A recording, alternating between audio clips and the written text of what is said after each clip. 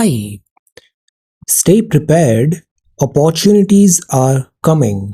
Today is 14th of July 2022. Let us have a quick discussion of all these important topics. This is Telegram quiz. Every day in morning we are having 5 such multiple choice questions in our Telegram channel. Join our Telegram channel. Then this is quiz number 74, polity. Who among the following quoted preamble? Preamble को political horoscope कहा था के.एम. मुंशी साहब ने. Concept of judicial review in the constitution of India borrowed है United States of America से. 1919 में anarchical and revolutionary crime act आया था, वो था रॉलेट एक्ट. न वकील, न दलील, न appeal. The registration of voters is a responsibility of Election Commission of India. Assam, Meghalaya, Tripura और मिजोरम AMTM ये जो स्टेट्स हैं ये आते हैं schedule 6 of the Indian constitution में. आज क्विज नंबर 75 है science. Weight of our body is mostly made of what? हमारा जो वजन है उसमें मोस्ट ऑफ द पार्ट क्या होता है? Which of the following is the smallest bone in the human body? The temperature of the human body, इनमें से क्या करेक्ट ऑप्शन है? Tell. Heart beats are caused by an electric current that originates in which part of body? What is the right answer? How does the plant cell differ from the animal cell? इनमें से correct option क्या होगा? सो ये 5 सवाल हैं आज के लिए. आज की वोकैबुलरी है बाक, मतलब बाधा डालना. To prevent from achieving a goal, block, hinder, thwart करना. फरलॉ का मतलब होता है थोड़े दिन की छुट्टी. Leave of absence, especially that granted to a member of the armed services. Break है, रेसेस है, लाइक दैट. स्प्राइटली का मतलब होता है वो बहुत फुर्तीला है, lively, full of energy, energetic है.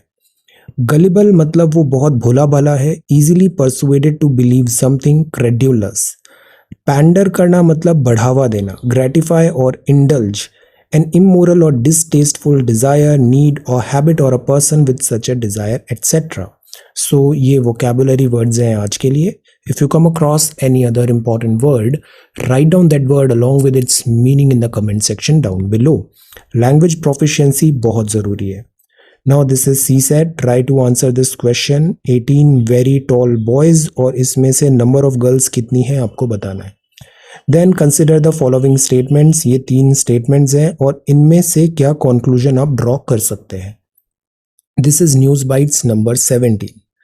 अभी जो न्यूज़ आ रहा है वो आ रहा है एंटी माइक्रोबियल रेजिस्टेंस का, एंटीबायोटिक्स. एंटीबायोटिक्स से रिलेटेड 3 इंडिया में इनिशियल इंपॉर्टेंट स्टेप्स लिए गए हैं. पहला है चेन्नई डिक्लेरेशन 2012. ये प्रमोट करता है एंटीबायोटिक स्टूवर्डशिप. द आइडिया इज हमें एंटीबायोटिक का यूजेज जुडिशियसली लेना चाहिए सो दैट जो एंटीबायोटिक का रेजिस्टेंस डेवलप हो रहा है माइक्रोब्स में उसको हम दूर कर पाए. बाकी एक रेड लाइन कैंपेन भी होता है. ये डिमांड करता है कि prescription only antibiotics be marked with a red line to discourage the over the counter sale of antibiotics. Because हमारा अक्सर हैबिट होता है हम केमिस्ट के पास जाके ओवर द काउंटर ऐसे ही जस्ट लाइक दैट एंटीबायोटिक्स ले लेते हैं, तो उसके लिए ये रेड लाइन कैंपेन है. बाकी एक national action plan on AMR भी है 2017-21. But before that, how antibiotic resistance happens. तो सी, माइक्रोब्स होते हैं, जर्म्स होते हैं, तो बहुत सारे जो जर्म्स हैं उनको हम किल करते हैं एंटीबायोटिक से. बट अब बहुत सारे जर्म्स ऐसे हो गए हैं जो एंटीबायोटिक से नहीं मर रहे हैं. So lots of germs, a few are drug resistant. तो बहुत सारे जर्म्स हैं, इनमें से जैसे ये कोई एक्सेप्शन था A and B. बाकी सारे जर्म्स एंटीबायोटिक से किल हो गए, ये दोनों नहीं हुए. Antibiotic kills bacteria causing the illness as well as good bacteria protecting the body from infection. Drug resistant bacteria are now allowed to grow and take over. और कुछ बैक्टीरिया, बिकॉज इनकी पॉपुलेशन बहुत तेजी से बढ़ती है, तो जो रेजिस्टेंट थे एंटीबायोटिक से वो बैक्टीरिया आगे फर्दर अपनी पॉपुलेशन बढ़ाएंगे और फिर एक ऐसी बहुत सारे बैक्टीरियाज की पॉपुलेशन हो जाएगी जो एंटीबायोटिक से रेजिस्टेंट रहेंगे. सो जब आप बीमार होगे तो आपको और स्ट्रॉन्ग एंटीबायोटिक्स देने की ज़रूरत पड़ेगी. सो दैट इज़ वाई इस तरीके से ये एंटीबायोटिक रेजिस्टेंस बैक्टीरियाज, जर्म्स इनमें डेवलप होता है. जैसे कि एनिमल्स को हमने एंटीबायोटिक दिया, तो ये antibiotic good bacteria bad bacteria दोनों को किल कर रहा है। तो जैसे गट्स का कोई गुड बैक्टीरिया है उसको किल कर दिया, फिर अगर एनिमल को फीड कर रहे हैं तो वो बैक्टीरिया फिर ह्यूमन बीइंग में आ जाता है, जूनोटिक डिसीजेस भी होती है, फिर ये इस तरीके से सब जगह स्प्रेड होने लग जाता है। द आइडिया इज कि जहाँ जो रेजिस्टेंट बैक्टीरियाज होते हैं उनकी पॉपुलेशन इतना तेजी से बढ़ती है कि फिर वो जो नेक्स्ट जो पॉपुलेशन ऑफ बैक्टीरियाज आती है, जर्म्स आता है, वो एंटीबायोटिक दिस रेजिस्टेंट डेवलप हो जाते हैं। तो the whole idea is antibiotics just like that use नहीं करना चाहिए। ओके, तो दिस इज अबाउट AMR। ये 3 नाम याद रखना है, Chennai declaration, red line campaign and national action plan on AMR। ये है CPWD। CPWD अभी 168th एनुअल डे सेलिब्रेशन हुआ CPWD का। लॉर्ड डलहौजी ने एस्टैब्लिश किया था इस सेंट्रल एजेंसी को, public work department, central public work department. तो ये wide range of activities, development work etcetera करता है। सेटअप किया था अजमेर प्रोविंशियल डिवीजन ने 1854, लॉर्ड डलहौजी। फिर बाद में नेशनल कैपिटल रीजन बनाया, Rashtrapati Bhavan, north and south block, parliament house, ऐसे आइकॉनिक प्रोजेक्ट इस CPWD ने बनाए हैं। अफगानिस्तान में जो पार्लियामेंट बनाया है वो भी CPWD का है। इस पार्लियामेंट का नाम क्या है? ऐसे ही कुछ एक कंपाइलेशन करते हैं। इंडिया ने अफगानिस्तान में बहुत सारा गुडविल पे वेलफेयर का वर्क किया है, जैसे यहाँ पे डैम बनाया, पार्लियामेंट बनाया। Let us make a compilation, India का वर्क इन अफगानिस्तान, इंडिया का work in Afghanistan. Try to like compile India का वर्क इन अफगानिस्तान। देन जो थर्ड न्यूज़ है वो है नमामि गंगे। This is Namami Gange. तो 1300 किलोमीटर का सीवेज पाइप छः राज्यों में, क्लीन गंगा के अंदर, दिल्ली, बिहार, झारखंड, उत्तराखंड, यूपी, वेस्ट बंगाल। तो सीवेज पाइप्स प्रॉपर होना चाहिए और सीवेज का ट्रीटमेंट होना चाहिए before it gets discharge into the river Ganga. Because क्या होता है, जो भी शहर हैं गंगा रिवर के बैंक्स में, जो शहर है, यहाँ पूरे शहर का जो सीवरेज वाटर है वो बिना ट्रीटमेंट के सीधा गंगा रिवर में आता है और इससे पूरी Gangetic river, Gangetic ecosystem polluted हो जाता है। NMCG ने एक अर्थ गंगा फ्लैगशिप प्रोग्राम भी लॉन्च किया।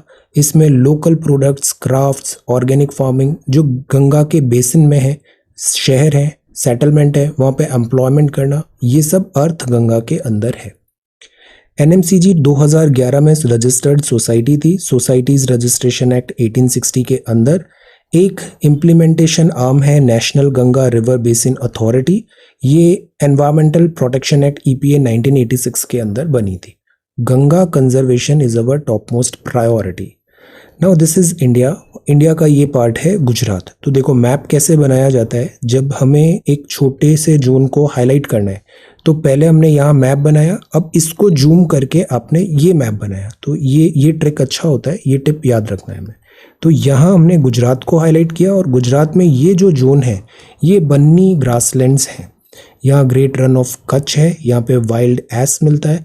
This is little run of Kutch, Bhuj area है, यहाँ पर भूकंप आया था। दिस 26 जनवरी, ईयर कौन सा था टेल, यहाँ पे भूकंप आया था भुज में। और ये है बन्नी ग्रासलैंड। तो बन्नी ग्रासलैंड एशिया के लार्जेस्ट एंड फाइनेस्ट ग्रासलैंड्स हैं, lying in Kutch district of Gujarat. Grassland है, वेटलैंड है, 192 स्पीशीज हैं, बर्ड्स हैं, मैमल्स हैं, रेप्टाइल्स हैं, एम्फीबियंस हैं। यहाँ पे दिस गांडो बवाल और crazy weed, long spell of drought. तो ये जो यहाँ का स्पीशीज़ है वो काफ़ी वाइप्ड आउट कर दिया है। यहाँ भी क्लाइमेट चेंज का इम्पैक्ट दिख रहा है। तो Banni grasslands are sensitive soil ecology. So this is grasslands. कुछ इम्पॉर्टेंट ग्रासलैंड्स की भी एक कंपाइलेशन तैयार करते हैं, जैसे कि फेल्ट कहाँ पर है ना, पैम्पास कहाँ पर है, प्रायरीज कहाँ पर है, डाउन्स कहाँ पर है। Let us prepare a compilation of important grasslands. Grasslands आप टेम्परेट ग्रासलैंड्स भी ले सकते हैं, डिफरेंट भी। So let us try to prepare a list, compilation of grasslands all over the world, important grasslands. और यहाँ पर हमें करना है, this is about one more question, this is about Afghanistan parliament. Okay, so ये है न्यूज़ बाइट्स नंबर 17। आज 14 जुलाई है। मैंने कल कुछ वीडियोस भी शेयर किए थे। दिस इज मेंस बैच में जो डेली हम डिस्कशन कर रहे हैं GS 1 2 3 4 और साथ ही साथ आंसर राइटिंग एट्सेट्रा। सी मेंस का प्रिपरेशन आपको ज़रूरी है, चाहे आप 2023 का भी एग्ज़ाम लिख रहे हैं। वाई?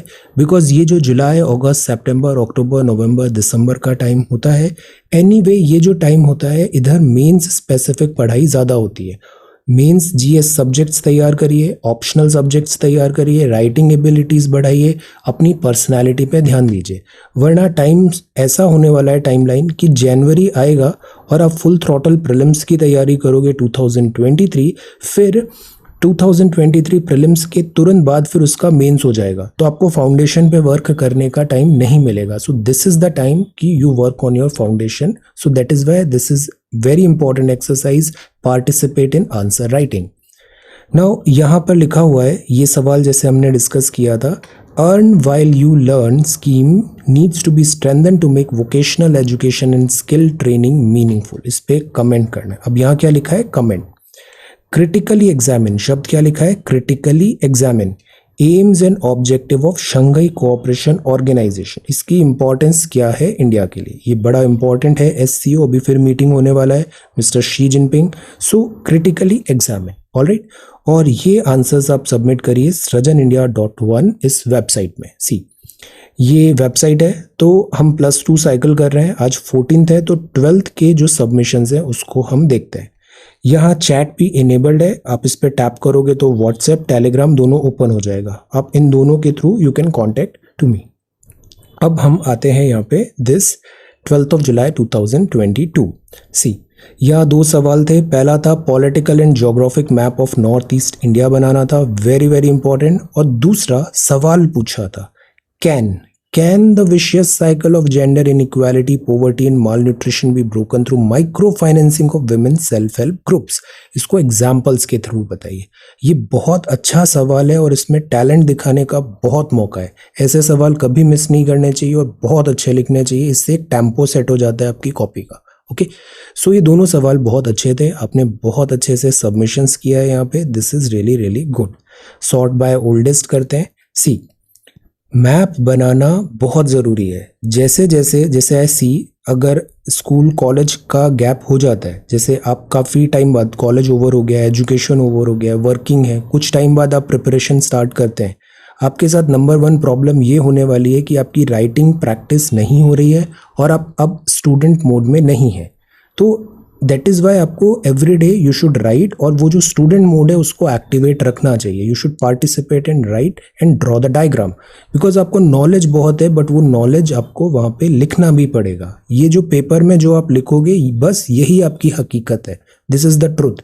बाकी सब डजेंट मैटर, कितनी बड़ी क्लासेस की है, कितना एक्सपीरियंस है, सालों का एक्सपीरियंस, डजेंट मैटर। जो यहाँ लिखा हुआ है A4 साइज पेपर में, बस वही आपका ट्रुथ है और उसी से आपका इवैल्यूएशन होगा। सो परफॉर्म। ओके, अब जैसे इस डायग्राम को देखो और लर्न करो, एटमॉस्फेयर बनाओ, एक हेल्दी एटमॉस्फेयर जो हम पीयर लर्निंग एटसेट्रा क्रिएट करने की कोशिश कर रहे हैं, be a part of that. इससे आपकी पढ़ाई इन सिंक रहेगी और एक रूटीन बना रहेगा, regularity and discipline. So you have to be proactive and you have to participate. Okay, अब देखो ये कितना अच्छा आंसर लिखा है एनिस ने, दिस इज अरुणाचल प्रदेश। अब देखो डायग्राम कितना अच्छा है। अब इसको बनाते ही बहुत सारे सप्लीमेंट्री सवाल भी तैयार हो गए कि बॉर्डर कौन सी शेयर हो रही है, कैपिटल कौन सा है ना। तो पॉलिटिकल मैप ये पूरा हो गया। यहाँ पे देखो ये पूरा सिलीगुड़ी कॉरिडोर एटसेट्रा, भूटान, ये सब तैयार हो गया। फिर जोग्राफिक मैप भी यहाँ पे बनाया। सी स्नो कहाँ पर है, इसमें हम थोड़ा और प्रिसाइजली बता सकते हैं, माउंटेन्स कौन सी है, रिवर्स कौन सी है ना। उसको अपन यहाँ पे ऐसे डायग्राम के थ्रू कुछ यहाँ पे लेजेंड्स ऐसे बना के हम बना सकते हैं कि दीज आर गारो खासी जयंतिया, ये बराक रिवर है, ये ब्रह्मपुत्रा रिवर है, ये पटकई बम है, लाइक दैट। ओके, तो दिस इज़ रियली गुड। फिर सेकंड क्वेश्चन भी देखो कितना अच्छा लिखा है यहाँ पे। अब यहाँ पे 2 मार्जिन्स बनाओ, जो मैंने फॉर्मेट बताया है ना उस फॉर्मेट में मार्जिन्स बनाओ। और कंटेंट बहुत अच्छा है, सी पैराग्राफ्स है, प्रेजेंटेशन है, this is really really good. तो कीप राइटिंग, आपका 360 डिग्री बहुत सारा जो रिक्वायरमेंट है इस एग्जामिनेशन का वो फुलफिल होता जाएगा और ये बहुत हेल्प करेगा आपको। अब उत्तर पूर्व का राजनीतिक एंड भौगोलिक मानचित्र बनाइए। तो अब इस डायग्राम को देखो, सतेंद्र ने कितना अच्छे से यहाँ पे पूरा मैपिंग का भी पार्ट कवर कर लिया। सारे स्टेट्स हो गए और ये उसकी स्टेट्स और इम्पॉर्टेंट जोग्राफिकल फीचर्स। वंडरफुल। अब सेकंड जो सवाल था इसमें इसके बारे में कितना अच्छा आंसर लिखा, कुपोषण and this micro finance etcetera and with example.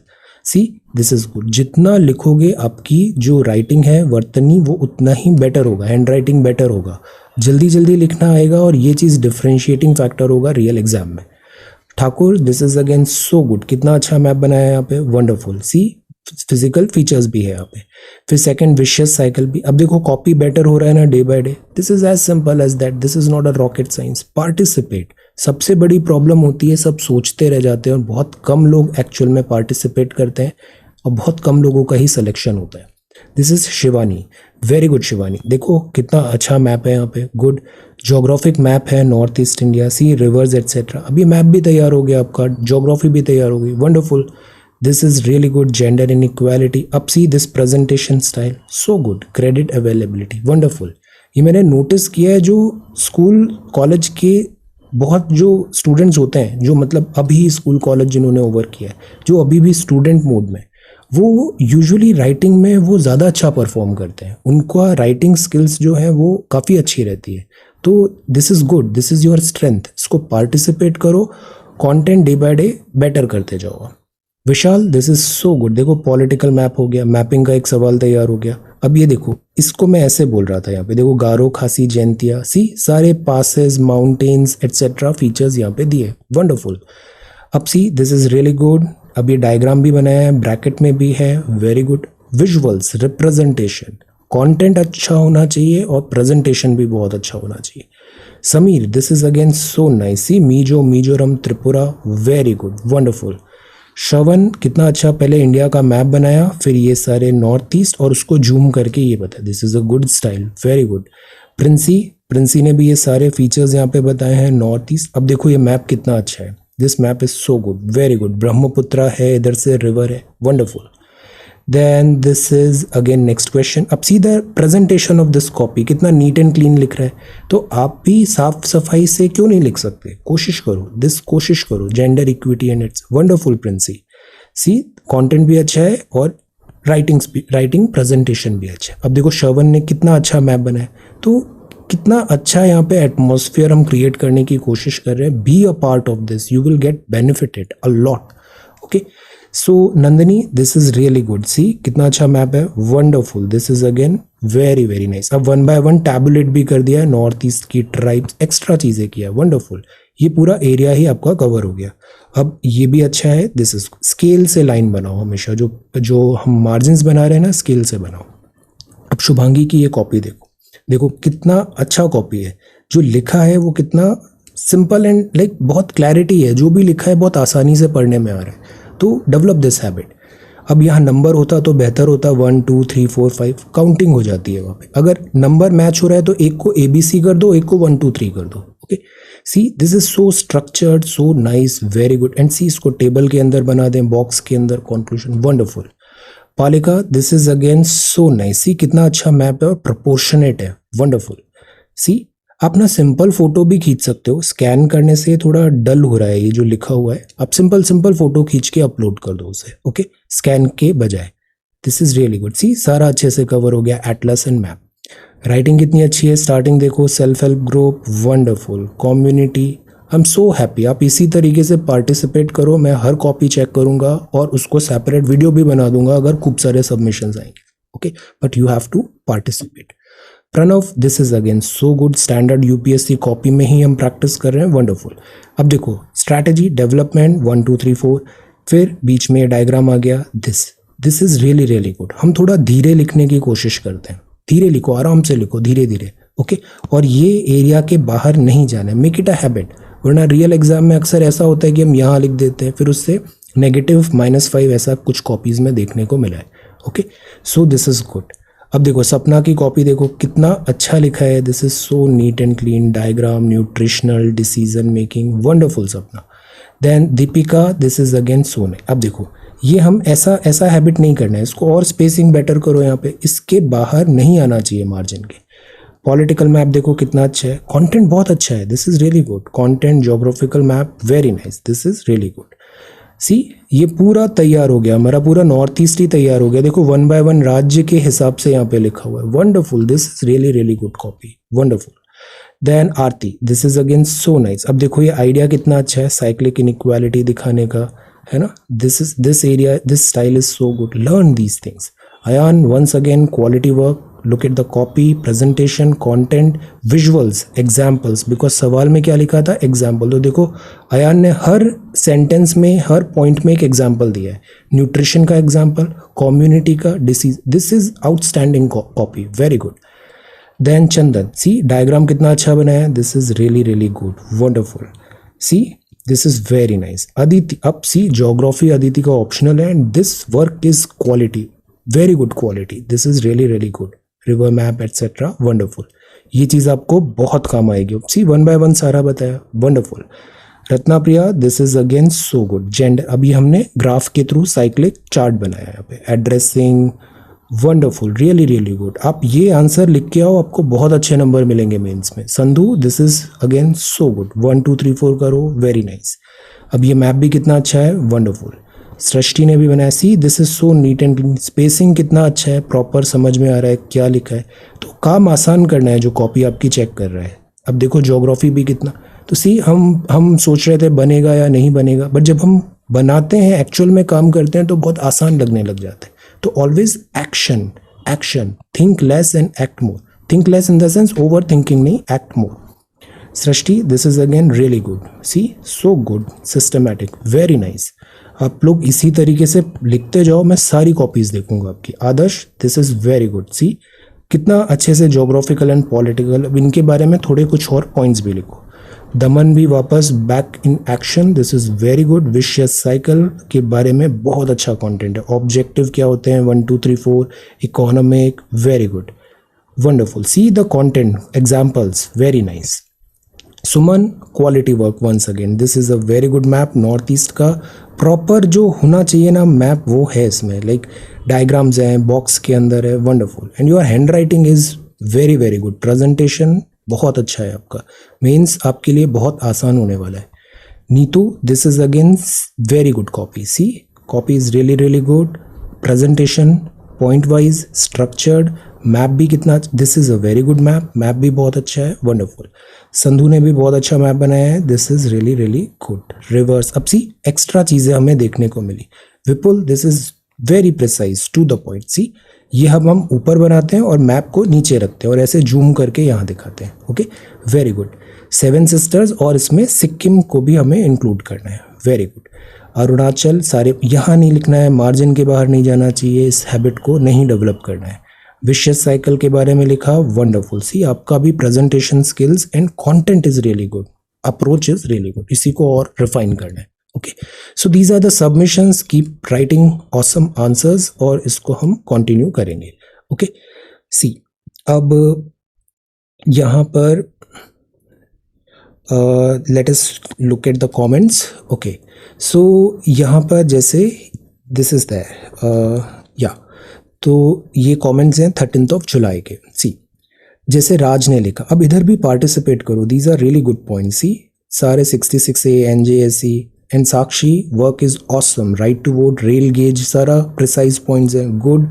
Then Panchamrit भी हो गया, brief history, Stephen Hawkins, light parsec, astronomical unit, Shreya Singhal, NJSE 129, 315, 138, military exercise, wonderful. Screenshot, this is really good. Sakshi अभी वो भी PDF भी शेयर करेगी, तो उसको भी मैं आपसे शेयर कर दूंगा compilation. Okay, Ram Naresh, very good. Sundar, this is really good. Then Gayan, Sameer, Saumya, साक्षी, पुष्पेंद्र, सुंदर, देन रत्ना प्रिया, कीर्ति। सी कीर्ति ने भी सारे अच्छे से यहाँ पे पॉइंट्स लिखे, इन पॉइंट्स को देखो, these are really really good points, wonderful. And then Ajay, Priyanka, Ram Naresh, iron Puneet, और Ram Ratna Priya, Nandini and ITX 2000, very nice. Now let us come to the Hindu newspaper. See आज का पेपर है 14 जुलाई का।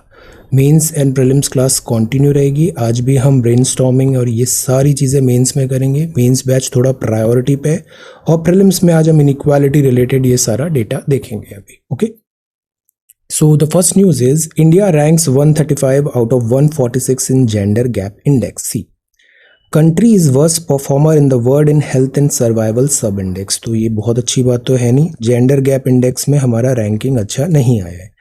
बाकी श्रीलंका में डिफ़िकल्टी चल रही है, okay. Then demolition and this is precaution, jabs, Oppo, duty evasion, और ये है India ranks 135 out of 146 in gender gap index. तो नीचे से हम टॉप 10 टॉप 11 में आ रहे हैं, which is not a good thing. Country is worst performer in the world in health and survival सब इंडेक्स, रिपोर्ट ने बताया। तो इंडिया की 135 रैंक आई है ग्लोबल जेंडर गैप इंडेक्स में। इसको रिलीज़ किसने किया? वर्ल्ड इकोनॉमिक फोरम ने। कंट्री का हेल्थ एंड सर्वाइवल सब इंडेक्स में 146th रैंक आई है, not at all right, last है। देन अब यहाँ पर जेंडर डिस्पैरिटी है, सोसाइटी में जेंडर डिस्पैरिटी है, मेल फीमेल डिफ्रेंशिएशन होता है, जेंडर बेस्ड डिफरेंशिएशन होता है, अपॉर्चुनिटीज़ नहीं मिलती, वर्क प्रॉपर नहीं मिलता, ग्रोथ एंड डेवलपमेंट का एटमॉस्फेयर नहीं मिलता, तो इसके कारण डिफरेंसेस क्रिएट हो जाते हैं। ये जो जेंडर स्कोर है ये 5 सब इंडेक्सेस हैं इसके, जैसे कि एक है economic participation and opportunity, educational attainment, health and survival and political empowerment. तो इन सब इंडेक्स का फिर टोटल किया गया है, तो बाकी कंपैरिजन भी किया है। ओवरऑल द जो पिक्चर है not good, so this is the gender score. अब की डायमेंशंस क्या होते हैं यहाँ पे, हमें जेंडर एम्पावरमेंट करना है तो हम देखते हैं कि इकोनॉमिक पार्टिसिपेशन है या नहीं है। जैसे कोविड-19 हुआ, कोविड-19 में हमने देखा मोस्टली जो मेल वर्कर्स थे उनका जॉब इतना लॉस भी नहीं हुआ, लॉस हुआ तो उनको रिटर्न भी मिल गया, बट जो विमेन वर्कर्स थे उनका जॉब लॉस मतलब उनका रिकवर नहीं हुआ। ऐसे ही अगर गर्ल चाइल्ड है तो उसका स्कूल ड्रॉप हो गया तो वो उसका एजुकेशन जो आउटकम है वो कॉम्प्रोमाइज हो गया। Economic participation and opportunity, educational attainment, health and survival, political empowerment, तो ये बड़े अच्छे डायमेंशंस हैं। आंसर राइटिंग में ये 4 डायमेंशंस आपको याद रखने हैं, जिसके बेसिस पे हम जेंडर एम्पावरमेंट को हम बात कर सकते हैं इन 4 बेसिस पॉइंट्स पे। तो 0 to 100 स्केल होता है और इंडिया का अच्छा रैंक नहीं आया है, तो ये जनरेशनल लॉस है। अब इसको हम आगे देखेंगे कि इसको कैसे ओवरकम किया जाए, किस तरीके से इस जेंडर गैप इंडेक्स में इंडिया बेटर करे, क्या मेजर्स होने चाहिए from government, from society, from everybody of us. Then this is government inks pact with IIT Delhi, triple IIT Delhi for urban mobility. See, urban mobility एक बहुत इंपॉर्टेंट टॉपिक होता है। Urban mobility, urban planning, शहर जिस तरीके से बढ़ रहे हैं, पॉपुलेशन बढ़ रही है, अर्बनाइजेशन बढ़ रहा है, कंजेशन हो रहा है, ट्रैफिक जैम हो रहा है, और जो वर्किंग आवर्स है वो लॉस हो रहे हैं, कम्यूटेशन में ही सारा टाइम खर्च हो जाता है। So mobility is very very important. Efficient होनी चाहिए, एफिशिएंट होने के साथ साथ वो अफोर्डेबल होना चाहिए और क्लाइमेट फ्रेंडली होना चाहिए, नेचर फ्रेंडली होना चाहिए, पॉल्यूटिंग नहीं होना चाहिए। तो इसके लिए ये बड़ा अच्छा है कि जैसे जो एजुकेशन इंस्टीट्यूशंस हैं हमारे, जैसे ट्रिपल IIT एट्सेट्रा है, गवर्नमेंट इनके साथ पार्टनरशिप करके सॉल्यूशन फाइंड करने का ट्राई कर रही है। अब इसको आप कैसे यूज़ करोगे, ये एक आइडिया है। The reason I put such headings जो होती है PDF में इसलिए अटैच करता हूँ ताकि ये आइडिया आपके पास हमेशा रहे। आज से कुछ 6 महीने बाद आप इस PDF को देखोगे, आपको एक आइडिया मिलेगा। अच्छा, अगर कुछ सजेशन देना है तो हम क्यों ना जो लोकल वहाँ का एजुकेशन इंजीनियरिंग इंस्टीट्यूशन है उसके साथ कोलैबोरेट करें और उसको प्रॉब्लम सॉल्व करने की कोशिश करें। इसको आप केस स्टडी में यूज़ कर सकते हो, GS में 1 2 3 4 एवरीवेयर। तो ये सब क्या होते हैं, टेम्पलेट्स होते हैं, आइडियाज़ होते हैं जिनको हमें यूटिलाइज करना चाहिए। So this is page number 2। अब जो नेक्स्ट है वो है स्टेइंग वॉचफुल। इन्फ्लेशन का थ्रेट बना हुआ है। इन्फ्लेशन मतलब कीमतों में बढ़ोतरी। इन्फ्लेशन को कंटेन करना बहुत डिफ़िकल्ट होता जा रहा है। मार्जिनल अभी कुछ कम हुआ inflation, but inflation is there, तो अभी भी 7 के ऊपर चल रहा है, जबकि 4 + -2 6 के ऊपर नहीं जाना चाहिए। बाकी इंडिविजुअल कुछ आइटम्स दिया है, रनिंग कमेंट्री है, इतना इसमें बॉदर नहीं करना है कि किस में कम हुआ, ज़्यादा हुआ। ओवरऑल देखें तो एनर्जी एंड जो सप्लाई, लॉजिस्टिक्स और फूड, यहाँ डिफ़िकल्टी आया है। सप्लाई शॉक हुआ Ukraine, Indonesia. Import duty reduction भी हमने किया। इंपोर्ट ड्यूटी क्या होता है, बाहर से कोई सामान हम बुला रहे तो उसमें एक ड्यूटी लगती है, आयात का ड्यूटी। सरकार उस ड्यूटी को कम कर देती है तो इंपोर्ट सस्ता हो जाता है। तो जैसे हम ऑयल बुला रहे हैं, पाम ऑयल बुला रहे हैं या फिर सनफ्लावर ऑयल है, उसमें इंपोर्ट ड्यूटी कम हो गया तो इसका मतलब है उसका प्राइस कम होगा, तो इन्फ्लेशन कम होगा, तो this is import duty reduction. Then centre ने रिडक्शन किया एक्साइज ड्यूटी का पेट्रोल एंड डीजल पे भी, तो फ्यूल का कॉस्ट भी कम हुआ। फ्यूल का कॉस्ट कम होने से डायरेक्ट इम्पैक्ट आता है सी प्राइस में। कैसे? पेट्रोल का प्राइस कम हुआ तो यूजुअली जो ट्रांसपोर्टेशन एटसेट्रा सस्ता होगा, पेट्रोल एंड डीजल। तो इससे जैसे सब्जियों का है या फिर फ्रूट्स का है, कुछ भी चीज़ है, इंडिया में ट्रक्स डीजल के थ्रू ट्रांसपोर्टेशन ज़्यादा होता है, रोड ट्रांसपोर्टेशन। तो डीजल सस्ता है तो माल ढुलाई सस्ती होगी, तो प्राइसेस जो कॉस्ट है, इन्फ्लेशन है, वो कम होती है। बट अभी भी कुछ जगह दिस इज रोबस्ट बना हुआ है inflation. Cereals, milk, meat to vegetable, sugar, spices, sequential gains इधर हो रहा है। तो रनिंग कमेंट्री है, कहाँ पे बढ़ रहा है, कहाँ पे कम हो रहा है। अब मॉनसून एक होप है, बिकॉज इंडिया में कोई ट्रू गॉड है तो वो मॉनसून है। हमारी पूरी इकोनॉमी मॉनसून पे डिपेंडेंट होती है। मॉनसून टाइम पे आए, टेम्पोरल स्पेटियल पैटर्न भी करेक्ट रहे तो इकोनॉमी को फ़ायदा होगा, इन्फ्लेशन कम होगी उससे। बट अगर डिज़ास्टरस हो रहा है मॉनसून तो फिर वो डिफ़िकल्टी क्रिएट करेगा। ग्लोबल भी अगर क्रूड ऑयल सॉफन रहेगा, कम होगा तो फ़ायदा होगा, बिकॉज ज़्यादातर पैसा हमारा क्रूड ऑयल के इम्पोर्ट में खर्च हो जाता है, तो इससे इम्पोर्टेड इन्फ्लेशन बन जाती है।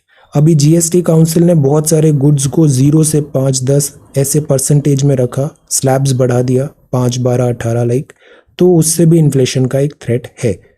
तो फाइनेंस मिनिस्टर ने खुद यहाँ पे एक स्टेटमेंट दिया है कि अभी वो वॉचफुल हैं इन्फ्लेशन के लिए और इसको टेम करने की कोशिश करेंगे। Twin trouble, this is political. ये श्रीलंका का इंटरनल बहुत ज़्यादा मैटर, डिफ़िकल्टी आ रही है।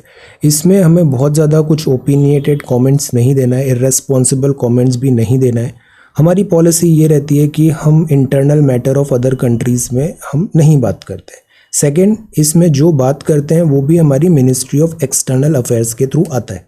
तो MEA ने अभी क्या स्टेटमेंट दिया था कल या परसों कि लाइक जो पीपल जो डिमांड कर रहे हैं, तो वी आर नॉट लाइक कि हम पीपल के अगेंस्ट हैं, like that. Okay, let us see, wait and watch यहाँ पे क्या होता है। बट अभी बहुत सीरियस क्राइसिस यहाँ पे डेवलप हो रहा है। यहाँ के जो हेड्स हैं, सिटिंग हेड्स हैं, उनको क्विट करना पड़ रहा है, भागना पड़ रहा है कंट्री से। सो this is again like a thing, difficulty है। और बिकॉज इससे हमारे जो यहाँ पे नेबरिंग स्टेट्स एटसेट्रा है, यहाँ पे रिफ्यूजी क्राइसिस हो सकता है, तो we have to be very very alert. ये बात है साउथ कोरिया के साथ बायलैटरल रिलेशनशिप। पहले तो देखते हैं साउथ कोरिया है कहाँ पे। सो दिस इज साउथ कोरिया, ये चाइना है, this is China, this is Korean peninsula. तो कोरियन पेनिनसुला के नॉर्थ में है नॉर्थ कोरिया, साउथ में है साउथ कोरिया। ये जो लाइन है इसका क्या नाम है बताइए? ये कौन सी पैरेलल है जो नॉर्थ और साउथ को सेपरेट कर रही है? तो this is north Korea, this is south Korea. History ऐसा रहा है कि चाइना में क्या है, काइंड ऑफ सोशलिज्म, कम्युनिज्म। तो नॉर्थ कोरिया में भी क्या है, काइंड ऑफ लाइक चाइना की प्रॉक्सिमिटी। तो एक्चुअली जो कोरियन पेनिनसुला था, ये एक थिएटर बना था world war 2 and cold war के बाद, कि यहाँ पर कोल्ड वॉर टाइम यहाँ पर USSR और से USA, तो यहाँ हो गया सोशलिज्म नॉर्थ में और साउथ में हो गया कैपिटलिज्म। तो इस तरीके से दो कोरिया बन गए, पहला नॉर्थ सोशलिज्म, दूसरा साउथ यहाँ पे कैपिटलिज्म। तो ये है south Korea, this is south Korea. South Korea आज की डेट में काफ़ी डेवलप्ड कंट्री माना जाता है, लिविंग दिस इंडेक्स वगैरह सब काफ़ी अच्छा है इसका। और यहाँ पर जापान है, ये जापान है। और ये जो एरिया है, ये जो एरिया है पूरा, ये कहलाता है इंडो पैसिफिक। तो देखो इंडो पैसिफिक कहाँ से आ रहा है, ये स्ट्रेट ऑफ हॉर्मज है, ये बाबल मंडप है, यहाँ पे मोजाम्बिक चैनल है, मेडागास्कर, ये पूरा इंडियन ओशन है और ये हमारा बैकयार्ड है। यहाँ पे मालदीव्स, सीशेल्स, मॉरिशस, श्रीलंका, ये सब आ जाएगा। ये स्ट्रेट ऑफ मलक्का है, Indonesian group of islands. Then strait of Malacca से ये आ जाता है साउथ चाइना सी एटसेट्रा इधर। और ये एशियन कंट्रीज़ हैं, ये ऑस्ट्रेलिया है। फिर यहाँ पे हमने कुछ दिन पहले पढ़ा था माइक्रोनेशिया, पॉलिनेशिया, मेलानेशिया, ये सारे ग्रुप ऑफ आइलैंड्स हैं। ये इंटरनेशनल डेट लाइन जा रही है।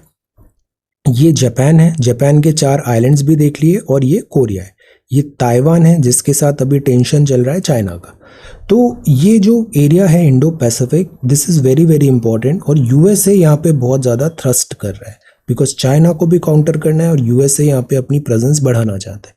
तो इंडो पैसिफिक की सारी कंट्रीज़ के साथ इंडिया के बायलैटरल टाइज बढ़ाना is a good thing to do. अब इसमें आता है कोरिया। तो कोरिया में अभी नए इलेक्टेड प्रेसिडेंट है युन सुक योल, ये नए प्रेसिडेंट है। तो साउथ कोरिया जो है इसके साथ ग्लोबल पाइवेट स्टेट है, लिबरल वैल्यूज़ है, डेमोक्रेसी है, रूल बेस्ड ऑर्डर है। तो हमारे से मिलते जुलते इसके थॉट्स हैं।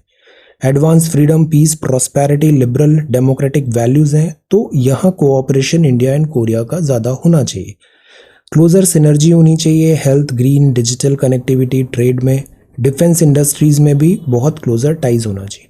आपको पता है ये जो सैमसंग है, सैमसंग हम मोबाइल मैन्युफैक्चरर के नाम से जानते हैं, but Samsung is like Tata of south Korea. जैसे टाटा हर फील्ड में है, ऐसे सैमसंग भी हर फील्ड में है। तो like mobile manufacturing is one unit, वो सेमीकंडक्टर्स भी बनाता है, वो डिफेंस में भी है, बहुत सारे वैरायटी ऑफ थिंग्स में दिस सैमसंग जो कॉन्ग्लोमरेट है वो वर्क करता है। तो साउथ कोरिया की जो मैरीटाइम सिक्योरिटी है, इंडियन ओशन, मालाबार में इंक्लूड, क्वाड कंट्रीज़ में, तो क्यों ना साउथ कोरिया और इंडिया इनके पार्टनरशिप को बढ़ाया जाए। अब इंडिया का एक्सेलेंट स्ट्रैटेजिक पार्टनरशिप है Japan, Vietnam, Australia, but south Korea में इतना डेवलपमेंट नहीं हुआ। तो आर्टिकल ये बोल रहा है इस पर हमें एम्फेसिस करना चाहिए। इससे क्या होगा, जैसे साउथ कोरिया और चाइनीज़ प्रेशर आ जाता है via north Korea, north Korea का जो थ्रेट है वो बना रहता है, नॉर्थ कोरिया का लाइक जो चीफ कॉन्टीन्यूसली मिसाइल टेस्ट वगैरह होता रहता है। Independent, strong, democratic south Korea India के लिए एक बहुत अच्छा पार्टनर है। इंडिया का इंडो पैसिफिक स्ट्रैटेजी में भी एक इम्पॉर्टेंट रोल प्ले कर सकता है। लाइक माइंडेड कंट्री है, तो यहाँ हमें अपने एफर्ट्स डालने चाहिए।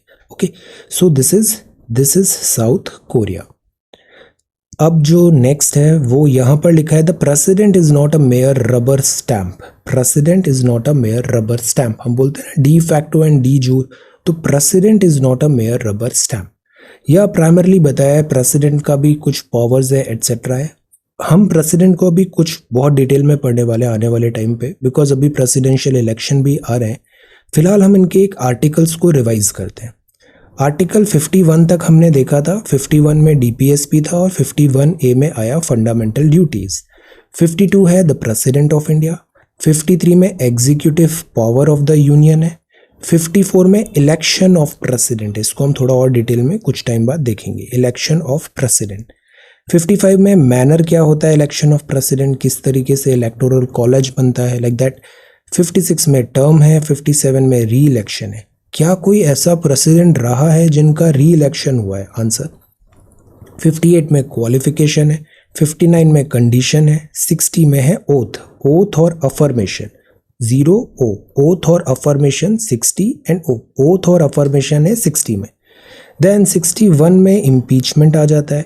62 में अगर वैकेंसी है तो चुनाव कैसे हुआ, जैसे वाइस प्रेसिडेंट को प्रेसिडेंट बनाया जाता है, something like that. Holding election to fill vacancy in the office of the president, 6 महीने के अंदर उसको फिल करना है।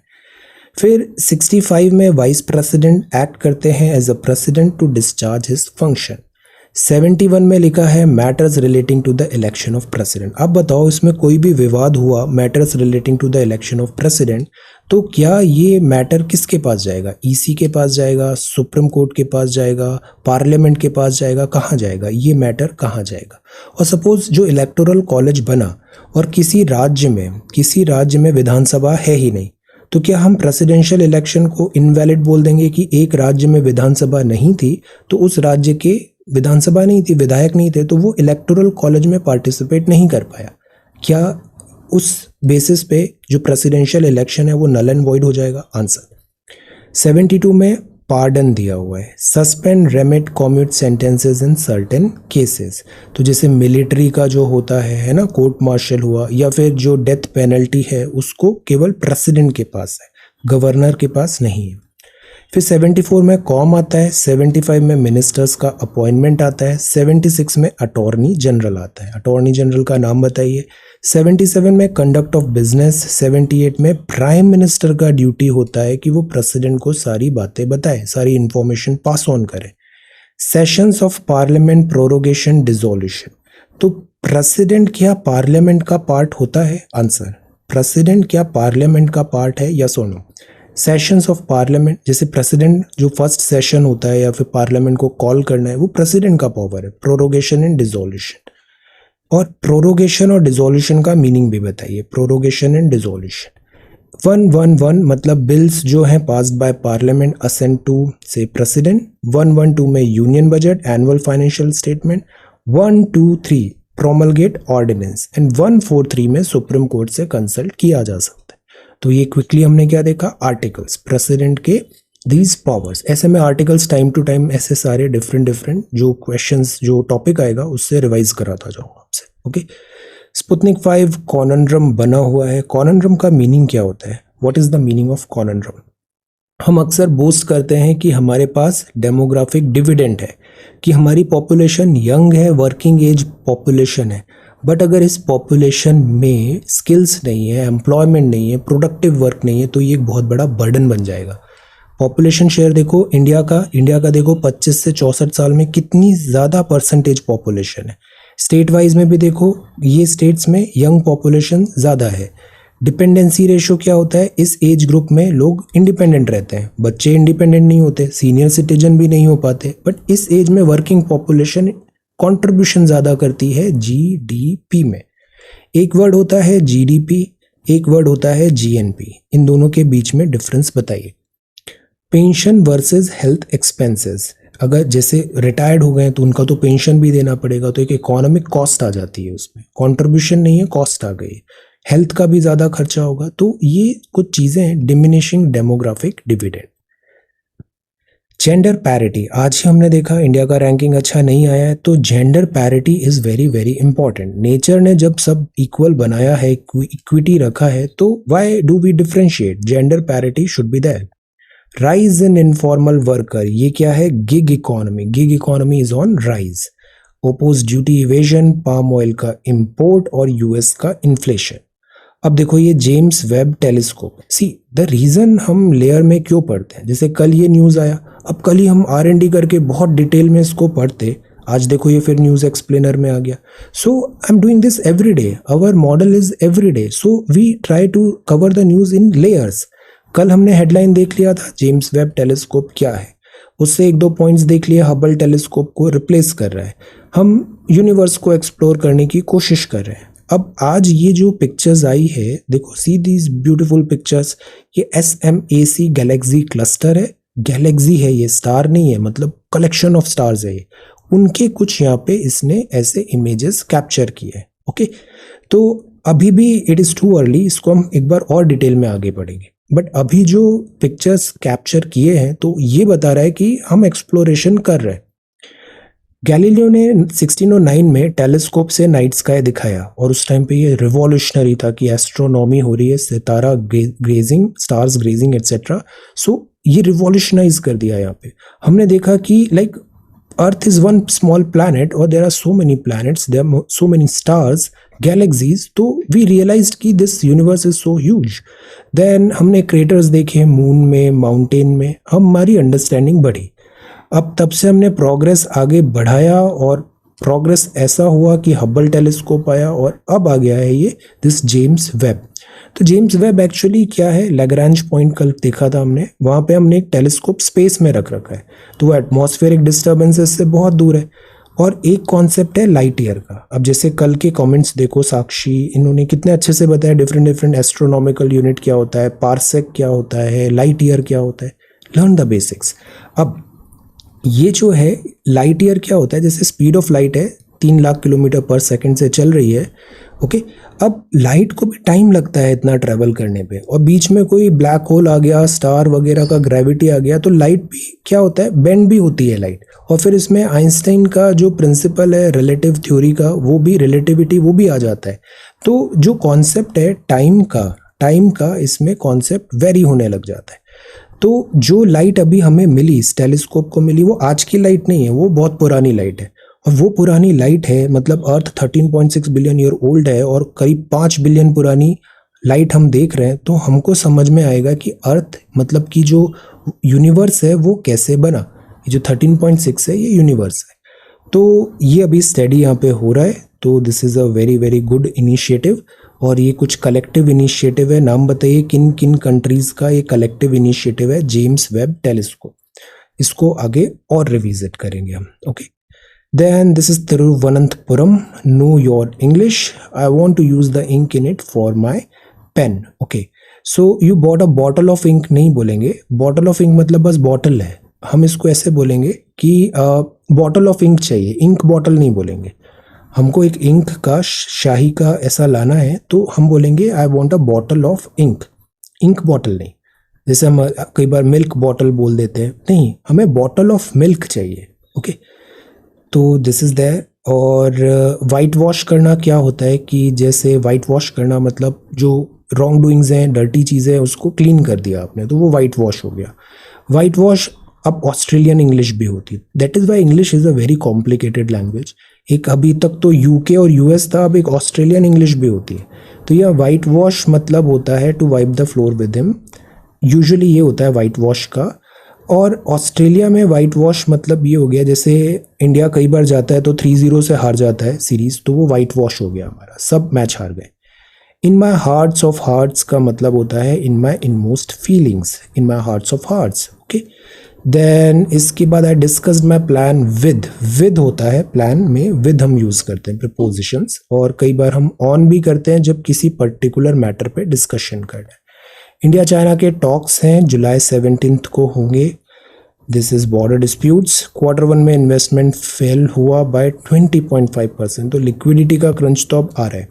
इंडिया ने अचीव किया clean energy target. See, India is so responsible, 9 साल पहले ही हमने टारगेट अचीव कर लिए, 2030 था, अभी 21-22 में ही टारगेट अचीव हो गए, तो दिस इज रियली गुड। ये टारगेट है 162 गीगावाट हमने रिन्यूएबल एनर्जी कैपेसिटी लगाया, 162 गीगावाट, तो this is wonderful. Prime minister साहब ने भी अभी पंचामृत, अब कल हमने पढ़ा था ना पंचामृत, सो बी रेगुलर। चीज़ें क्या होती है, एक पर्टिकुलर थ्रेशोल्ड के बाद इंटरकनेक्ट होने लग जाती है, बट वो थ्रेशोल्ड आपको क्रॉस करना पड़ेगा। ये ऐसा नहीं है कि आ जाए और कल ही आप चाहते हो सब हो जाएगा, ऐसा नहीं होता। You have to be like consistent, spend some time, और फिर चीज़ें after some time they all start connecting the dots होने लग जाता है। अब कल आपने पंचामृत पढ़ लिया अच्छे से, तो ये चीज़ बहुत अच्छे से समझ में आ गई। जो हमने टारगेट्स दिए थे ग्लासगो समिट में, हम ऑन ट्रैक हैं, COP21। इसके अलावा NDC में भी हमने 2015 पेरिस में टारगेट दिए थे, नेशनली डिटरमाइंड कॉन्ट्रीब्यूशन। 40% एनर्जी हमारी रिन्यूएबल से आएगी बाय 2030, ये NDC में बोला था हमने। फिर इसके अलावा लाइक माइंडेड कंट्रीज जो हैं, यहाँ पर भी हमने कोलिशन करने की बात किया था, रिजाइलेंट, डिजास्टर रिजाइलेंट हमें बनना है, तो ये भी एक चीज़ है। So we are on track, we are doing really really good. अब यहाँ पे जो बात है वो CBDR की होती है कि डेवलप्ड कंट्रीज भी अपनी responsibility they, because climate change में ज़रूरत पड़ती है पैसे की, और ये पैसे का एक जो फाइनेंस फंड है उसमें contribution by developed countries is important. Genomics push for wider use, Gotabaya, and this is China drives away US ship, Turkey, Russia, Ukraine grain export में मिलेंगे, Fukushima, and this is I2U2। ये क्या है, US का नया initiative है, comprising India, Israel, the US and the UAE। तो ये वेस्टर्न रीजन में क्वाड लाइक बन जाएगा, ऐसा यहाँ पे स्ट्रैटेजिस्ट ने बताया। चाइना से इंपोर्ट बढ़ा है इंडिया का। अब this is the problem, China के साथ डिकपल होना बहुत मुश्किल है, इकोनॉमिक टाइज जैसे हैं, और इसके कारण जो बॉर्डर इश्यूज वगैरह है वहाँ पे कोई कॉन्क्रीट डिसीजन भी नहीं आ पाता। हम बहुत डिपेंडेंट हैं चाइना पे। सी, जैसे कि हमने क्या क्या इंपोर्ट किया, देखो यहाँ पे लिखा है, इंडिया ने इंपोर्ट क्या किया, इलेक्ट्रिकल और mechanical machinery, machines, electrical, electronics, chemicals, industrial production में, active pharmaceutical ingredients, auto components. India ने इसके अलावा लार्ज क्वांटिटी में मेडिकल सप्लाईज भी इंपोर्ट कराया। तो इंपोर्ट ज़्यादा है, एक्सपोर्ट कम है, तो ट्रेड यहाँ पे जो है वो हमारे फेवर में नहीं होता है। यहाँ पे चाइना के साथ जो ट्रेड है वो इंडिया के फेवर में नहीं रहता है। Tata Motors, Nexon SUV, more women eyeing role for entrepreneur, this is really good. Construction units to see healthy revenue growth. अब हमारा रुपी भी पिट रहा है, 80 का होने वाला है ये, तो 79.81। एक्चुअली रुपी नहीं पिट रहा है, डॉलर स्ट्रांग हो रहा है, और बिकॉज ऑफ लाइक वर्ल्ड की इवेंट्स पे है, स्पेशली रुपी का कोई ऐसा रोल नहीं है यहाँ पे। इट इज़ लाइक कि वर्ल्ड इवेंट्स ही ऐसी चल रही है। एक तो US में टाइटर पॉलिसी हो रही है, प्लस वर्ल्ड में अभी जैसे रशियन वॉर, यूक्रेन वॉर, तो इन्फ्लेशन हो रहा है, तो सब लोग सेफ करेंसी ढूंढते हैं। सेफ करेंसी डॉलर होता है, सेफ मेटल येलो मेटल होता है। तो जो बाकी करेंसीज हैं डेवलपिंग कंट्रीज़ की, जैसे इंडिया का हुआ, अदर कंट्रीज़ भी सारी करेंसी डेप्रिशिएट हो रही है। तो दिस इज़ द प्रॉब्लम। अब जैसे ये चीज़ डेप्रिशिएट होती है ना, तो इसमें हम देखते हैं कि इसके फ़ायदे और नुकसान क्या है, प्रोज क्या है। अगर स्ट्रॉन्ग करेंसी है, स्ट्रॉन्ग मतलब रुपी बढ़ रहा है, जैसे रुपी $1 60 का हो जाए, $50 का हो जाए, तो ये रुपी बढ़ रहा है। अभी रुपी वीक हो रहा है। तो अगर स्ट्रॉन्ग करेंसी है तो क्या होता है, इंपोर्ट सस्ता होता है। पहले $1 के लिए हमें आज $80 खर्च करने पड़ रहे हैं, रुपी स्ट्रॉन्ग होगा तो केवल $50 में हो जाएगा। तो इंपोर्ट बाहर से चीज़ें बुलाना सस्ता हो जाएगा, तो डिस्पोजेबल इनकम भी बढ़ेगी कंज्यूमर्स की, सिटीजन्स की। इन्फ्लेशन जो होता है वो भी कम होता है, जैसे क्रूड ऑयल वगैरह में हम सस्ते में ले आएंगे। लो इन्फ्लेशन होता है तो अपवर्ड प्रेशर आपको इंटरेस्ट रेट में देखने को मिलेगा। लेस अपवर्ड प्रेशर मतलब इंटरेस्ट रेट भी आपको कम में मिल जाएगा, मतलब चीपर वहाँ पे मिलेगा, बिकॉज इन्फ्लेशन नहीं है, चीपर मॉनेटरी पॉलिसी। तो ये स्ट्रॉन्ग करेंसी के एडवांटेजेस है। अब कॉन्स क्या है, ट्रेड कॉम्पिटिटिवनेस चली जाती है बिकॉज रुपी स्ट्रॉन्ग है। वीकनेस इकोनॉमिक ग्रोथ में आने लग जाती है, अनएम्प्लॉयमेंट बढ़ता है, इन्वेस्टर का कॉन्फिडेंस बढ़ता है। तो आज की डेट में क्या है, रुपी आज की डेट में वीक है ना, वीक है। तो अभी ये प्रोज हो गए, ये कॉन्स हो गए। ओके, जस्ट उल्टा हो जाएगा, प्रोज एंड कॉन्स। वीक में ये कॉन्स हो जाएगा, ये प्रोज हो जाएगा, है ना। इसको जस्ट अपोजिट कर देंगे तो ये हो जाएगा currency appreciation depreciation. Then this is sports. Alright, so this is again Amrit Mahotsav बहुत अच्छे ट्वीट्स कर रहा है। ये जमशेदपुर के पास है अमादुबी गांव, यहाँ पे आदिवासी कलाकारों का घर है। पत्ते और पेड़ों की छाल से बने स्क्रॉल पर महाकाव्य, लोक कथा, ग्रामीण जीवन के ये दृश्य बनाते हैं, पेंटिंग। तो ये जमशेदपुर के पास है, दिस इज टाटा स्टील। यहाँ पर पारंपरिक पिटकर स्क्रॉल पेंटिंग के लिए प्रसिद्ध है। ये इससे एक MCQ प्रीलिम्स बन सकता है। Grand trunk road is the oldest and the longest road in Asia, true और फॉल्स? ट्रू और फॉल्स। और ये रोड किसने बनाया था? GT रोड तो बाद में नाम हुआ, पहले इसका नाम क्या था ये भी बताइए। Okay, so this is today's newspaper. Thank you so much for watching this video. Take care, study well and be safe.